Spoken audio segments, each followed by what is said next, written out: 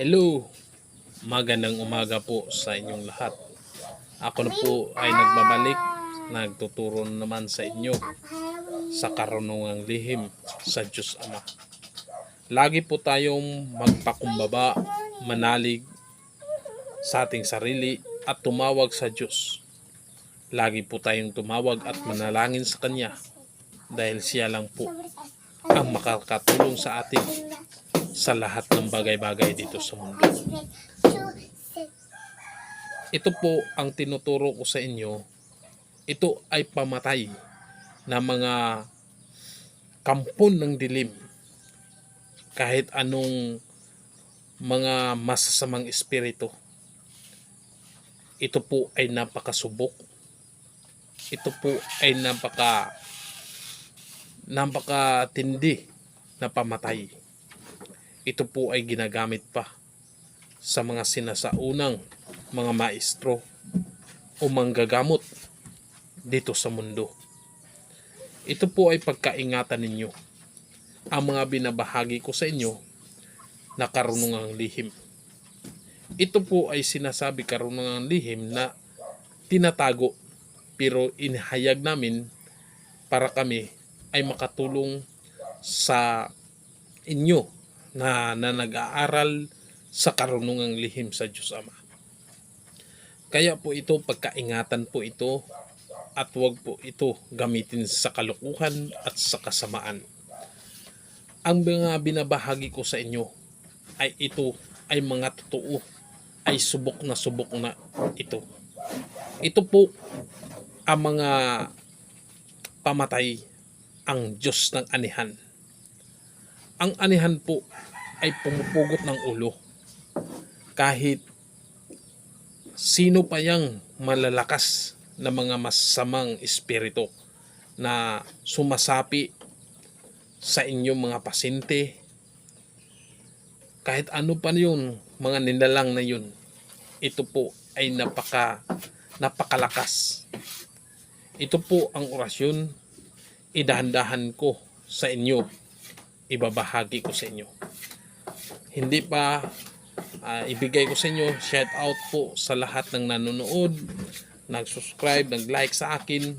Marami pong salamat sa inyo at saludo po ako sa inyong lahat sa inyong suporta sa aking channel na ito.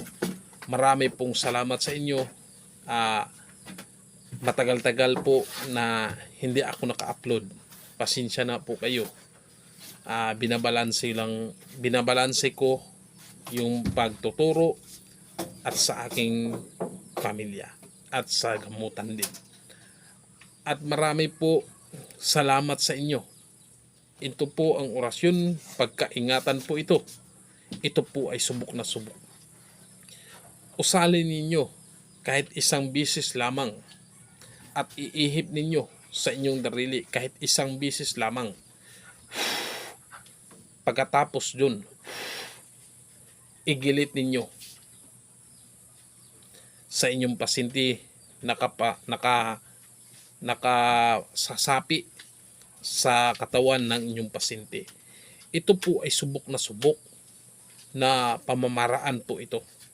Kapag hindi tinanggal ang anumang nilagay sa inyong pasyente at lagi po siyang gumagalaw, lagi pong gumikiyas na ang iyong katawan, parang hindi tinatanggal at hindi makikinig sa inyo, kailangan na po ninyo gilitan. Ito po ay subok na subok ang panggilit sa mga kampon ng dilim. Kahit ano pang espiritu na yan, ito po ay napakabisa. Subok na ito. Sana gamitin sa kabutihan at huwag sa kasamaan.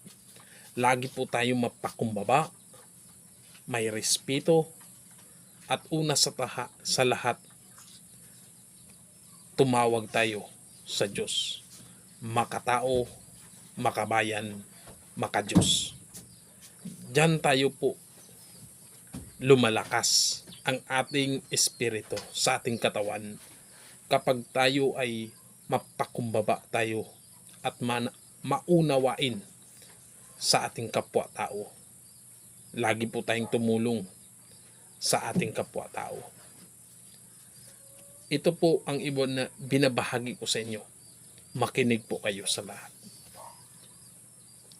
Ito po, Diyos ng anihan, Diyos na pumupugot ng ulo ng ibang Diyos na tinatakutan ni Lucifer. Tatlong haring kamatayan, pumapatay ng espiritu. Akno, abi-abitam, tukso, abaam. Yan po, iihip ninyo sa inyong daliri. At igilit po sa katawan ng inyong pasyente. Patay yun. Patay ang masamang espiritu na mga kampon ng dilim. Yan lang po ang binabahagi ko sa inyo. Marami pong salamat. Magpataas po tayo ng ating katawan sa ating sarili. Ang pagpalakas sa ating sarili ay tumawag sa Diyos. At lagi po tayong may respeto at pagmamahal at maunawain sa ating kapwa-tao. Yan po ang number 1 na papalakasin natin ang ating espiritu at katawan. Lagi po tayong tumawag sa Diyos at lagi po tayong may respeto sa ating sarili. Marami pong salamat sa inyo. Marami pong salamat. God bless.